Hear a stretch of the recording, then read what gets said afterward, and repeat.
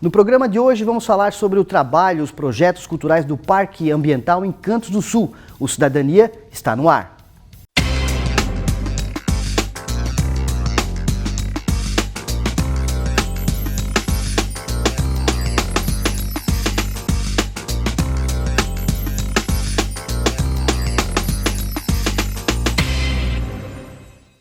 Olá, tudo bem? Estamos com mais um programa Cidadania. Hoje vamos falar sobre o Parque Ambiental Encantos do Sul, aqui de Capivari de Baixo. Para isso, eu convidei, o nosso convidado é o Marcos Nunes, que faz parte e coordena os projetos no parque. Marcos, muito obrigado pela tua presença aqui no programa Cidadania para falar sobre os projetos, que são desenvolvidos ali no Parque Ambiental. Para que o público entenda um pouco, o telespectador entenda, qual é a estrutura, vamos dizer assim, do que acontece, do que é criado no parque, porque aquilo ali vem de uma história longa, no município de Capivari de Baixo, para chegar até esse momento desse parque que agrega cultura, agrega lazer, entretenimento. Então eu queria que tu começasse falando para nós sobre essa estruturação, como é que é o trabalho ali? Primeiramente, eu queria agradecer aí a oportunidade de a gente estar aqui conversando abertamente para passar um pouquinho sobre as atividades do parque.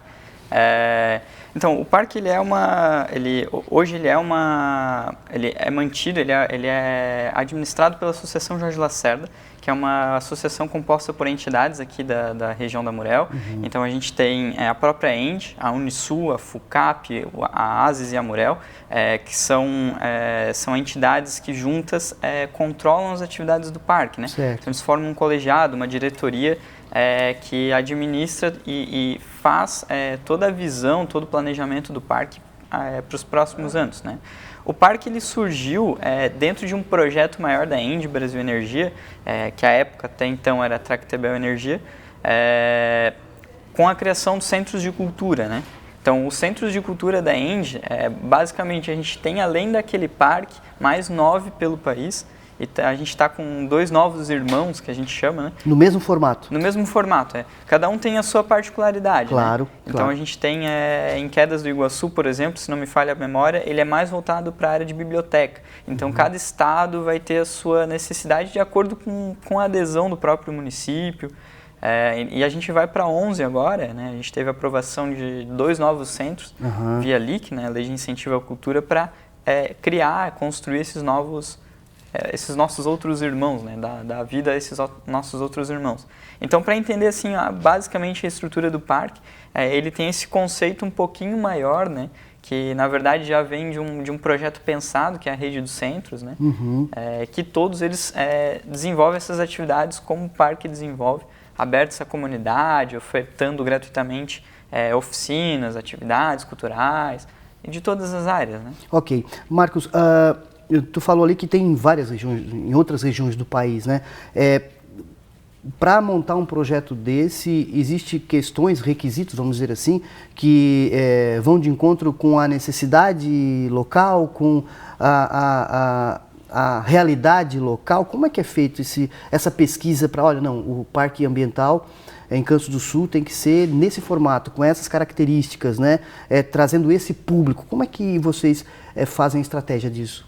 Então, como a ENDE ela criou esse projeto e o foco desse projeto é a atuação em municípios que tenha a usina, né? E que tenha também a necessidade do desenvolvimento cultural. Então, a ideia é fugir dos grandes centros, que aí a gente compete já com o Centro Cultural Banco do Brasil, Itaú, claro. E que aí já são os grandes centros que trabalham fortemente nas regiões sudeste, com um grande apelo cultural já formado. A ideia da Rede dos Centros é expandir para as áreas de atuação da usina, e que faça esse apelo para as áreas que não tenha desenvolvimento cultural. Por exemplo, aqui na região, até então a gente não tinha um teatro, né? Certo. O nosso foi o primeiro teatro aqui da região a estar abrindo com espetáculos, com um vasto leque de programação cultural. Hoje a gente já tem outros teatros aqui na região, a gente já está munido, né? Então a gente já fez uma formação cultural, uma formação de plateia, uma formação de público. Ainda esse é o nosso foco, fazer essa formação.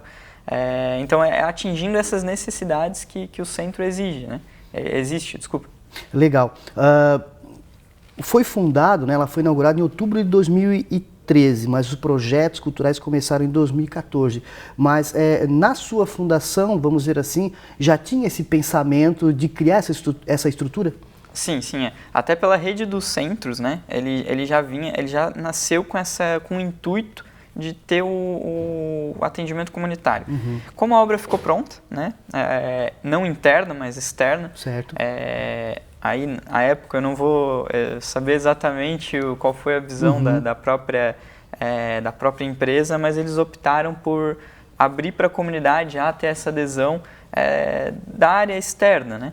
Aí agora não vou precisamente dizer exatamente qual foi a data, mas foi entre março e maio, houve a inauguração do nosso centro de cultura. Certo. E aí ele foi todo equipado, o teatro passou a ter os equipamentos, a gente passou a receber espetáculos, né? Então a gente também teve outra necessidade, né? A inauguração em 2013 nos obrigou, fez com que a gente prestasse um projeto, né, via LEI, que é a Lei de Incentivo à Cultura, e aí só pudesse executar em 2014. Toda uma estruturação criada para poder começar de forma com a base forte, né? Isso. Marcos, a estrutura hoje ali do parque, ela é espetacular, né? Ela traz pessoas de todas as regiões. Nós conversando antes de começar o programa, tu disse que é muito mais do que isso, é ampla, né? Então, qual o público, de onde é que são as pessoas que vêm até o parque para desfrutar do que é oferecido ali? Então, a gente faz um forte controle, né, até para intensificar as nossas ações de marketing, e a gente percebe que vem muita gente da ANREC, do Rio Grande do Sul, tem uma adesão muito forte do Rio Grande do Sul, e também da região, da grande região de Florianópolis. Então o parque está em âmbito estadual e até interestadual, trazendo muitas pessoas para o parque, principalmente tem muito gaúcho ali. O gaúcho realmente gosta do parque, até talvez pelo Rio Grande do Sul já ter uma aproximação com a nossa região. Uma aproximação com a região e também existirem bastante parques, é uma cultura do gaúcho, né? Certo. Então constantemente a gente vê muito gaúcho lá tomando chimarrão, enfim, passando a tarde. Até agora com o restaurante eles podem passar um período maior, acabam ficando um período mais extenso, enfim, né? Ok, Marcos, nós vamos fazer um pequeno intervalo e daqui a pouquinho nós voltamos aí com o próximo bloco do programa Cidadania, hoje falando sobre o Parque Ambiental Encantos do Sul de Capivari de Baixo. Não sai daí, nós já voltaremos.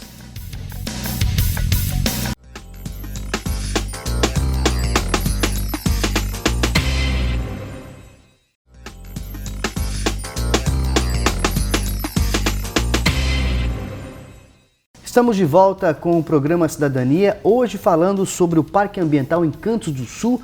Estou conversando com Marcos Nunes, ele que é coordenador de projetos ali do parque.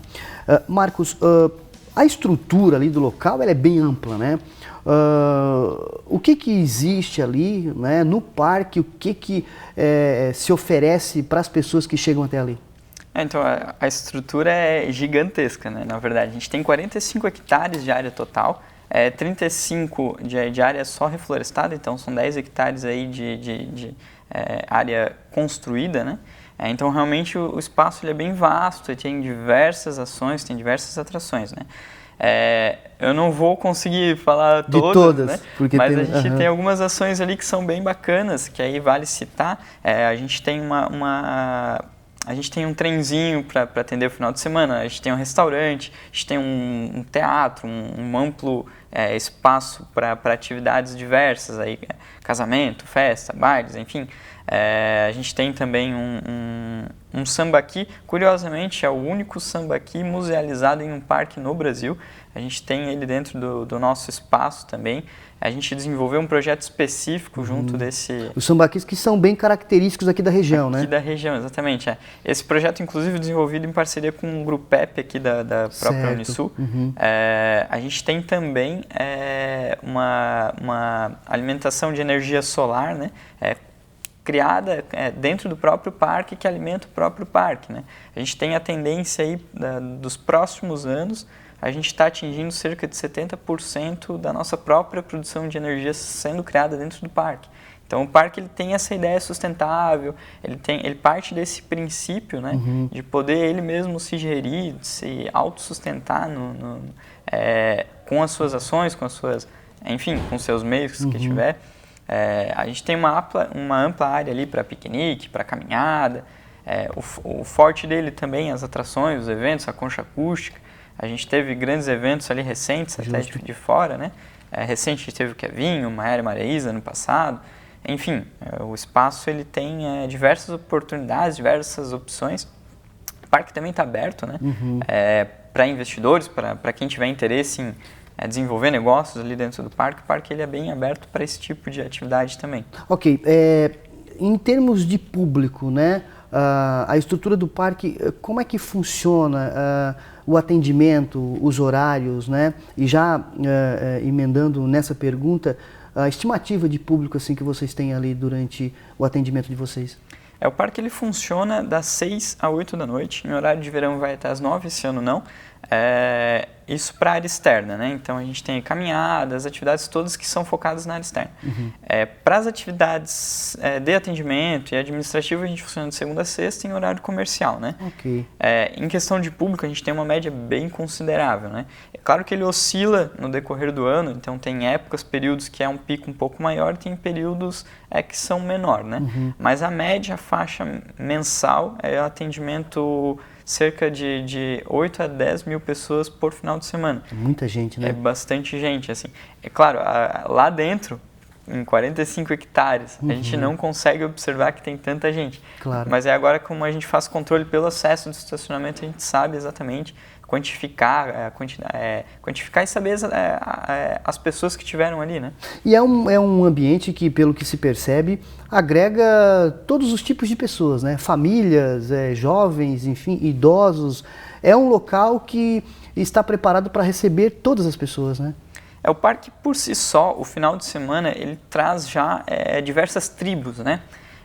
Como a gente também opera, faz atividades que são diferenciadas no decorrer da semana, a gente também acaba atingindo outros nichos, né? Claro. Outras tribos também de outros interesses. Por exemplo, a gente tem projetos que são voltados. Agora a gente teve recente uma aprovação de projeto Via FIA, que é voltado à criança e adolescente. A gente tem a lei de incentivo à cultura, que desenvolve diversas áreas culturais dentro do parque, cinema, teatro, dança. A gente tem projetos voltados ao idoso também. Então, ano que vem, a gente tem a pretensão de começar a trabalhar com esporte também com a área da saúde, né, via Pronas e Pronom, que são outras leis de incentivo também similares à LIC, né? Dentro desses projetos que vocês desenvolvem, tudo através de leis de incentivo, é isso? Isso, Tem projetos que é o caso do EMA, que é um projeto de educação ambiental, eles são com recursos próprios da entidade. Então, ela, por iniciativa própria, faz esse atendimento numa parceria com uma área ambiental da própria ENDE, que é a CEUT, né, que eles apoiam esse programa de visitas. Mas o foco do parque, o que a gente realmente lida desses programas, esses projetos, são com leis de incentivo. A gente percebe, Marcos, assim, na questão da segurança também do local, né? Desde o estacionamento até o atendimento lá dentro, nunca se viu falar que aconteceu qualquer tipo de situação. A estrutura também, ela tem uma preocupação nesse sentido, pelo que parece, né? Ela tem não só uma preocupação de segurança, mas também uma preocupação de acessibilidade. Correto. E aí a gente não fala só de acessibilidade física. Porque isso, o próprio Ministério da Cidadania agora, eles nos exige que a gente entregue um conteúdo de acessibilidade. Correto. Então a gente tem que nos ater também a desenvolver algumas ações voltadas para que o conteúdo, a informação daquele objeto cultural seja transmitido também. A gente está iniciando agora também um teste que é a descrição da foto, da imagem em nossos posts nas redes sociais. Então, que a gente chama para cego ver, né? Que é uma descrição de tudo que está na foto, exatamente o que está, o contexto. Enfim, são algumas medidas que a gente vai adotando ao longo do tempo para conseguir tornar ele mais acessível possível, né? Atender todas as camadas da sociedade. Isso. Legal, nós vamos fazer mais um intervalo e daqui a pouquinho nós voltamos aí com o próximo bloco do programa Cidadania. Estamos falando com Marcos Nunes, ele que é coordenador de projetos do Parque Ambiental Encantos do Sul, aqui do município de Capivari de Baixo. Não saia daí, nós já voltaremos.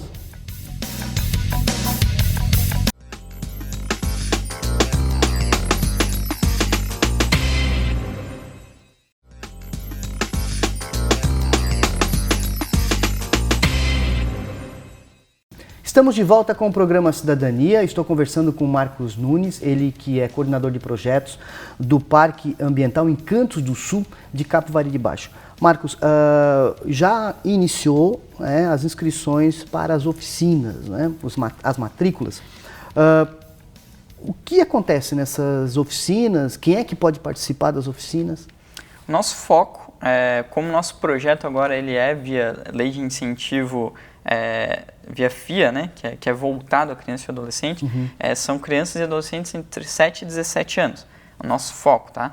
Como a gente ainda tem outras atividades culturais que a gente também consegue atender via lei de incentivo à cultura, a gente acaba atendendo um público de modo geral, claro, com carga reduzida de horário.